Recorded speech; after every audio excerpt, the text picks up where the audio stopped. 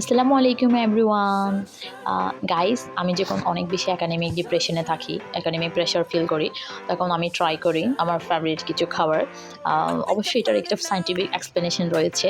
আমরা যখন কোনো কিছু নিয়ে অনেক বেশি ডিপ্রেশনে থাকি, আমরা যদি আমাদের ফেভারিট কিছু খাই, যখন আমাদের ইন্টারেস্ট টাইম যখন স্যাটিসফাইড হয়, আমাদের ডিপ্রেশন লেভেল কিন্তু অনেকটাই ডিক্রিজ করে। আই থিঙ্ক এই ফর্মুলাটা আমার ক্ষেত্রে খুবই ভালোভাবে কাজ করে।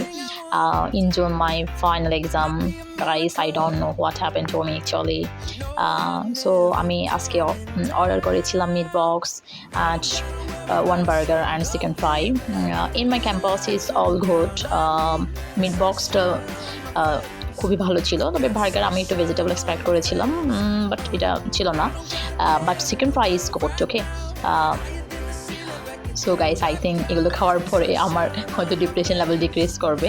And finally I focus my academic studies and my exam preparation. So that's all, thank you, আসসালামু আলাইকুম।